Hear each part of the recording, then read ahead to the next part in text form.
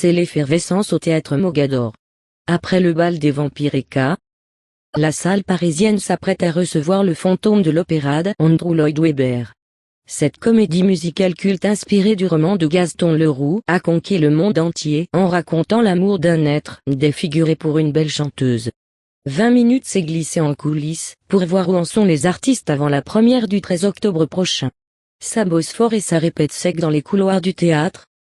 On croise des danseurs qui s'étirent et on entend des vocalises. L'heure est à la concentration avant la répétition. L'équipe se prépare à un filage, enchaînement des 2 actes de la pièce.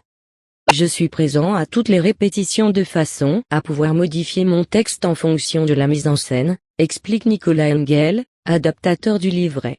Il se promène avec son script et son crayon à la main. Le traducteur est au taquet et il ne s'agit maintenant plus que de détails. Parfois, et c'est très rare, c'est la mise en scène qui change pour coller à ma traduction. Je peux donc affirmer que cette version du fantôme sera unique, confie-t-il. Du côté de la mise en scène, Véronique Bandelier est aussi résolue et sereine. Il va être temps d'affiner la psychologie des personnages, précise-t-elle. Pour l'instant, les acteurs n'ont travaillé que sous les néons de la salle de répétition. La semaine prochaine, ils vont devoir d'habituer aux lumières, au décor et aux costumes.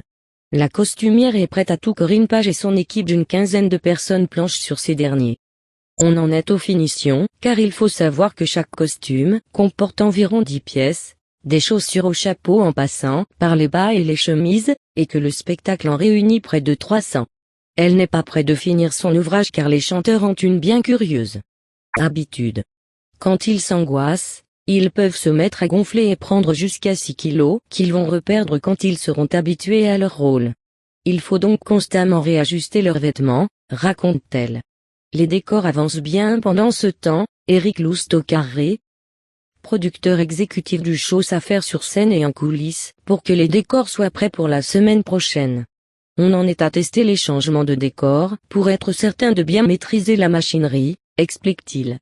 Au-dessus de la salle, un immense lustre a été monté tandis que des angelots dorés, imitant ceux de l'Opéra Garnier, entourent déjà le plateau.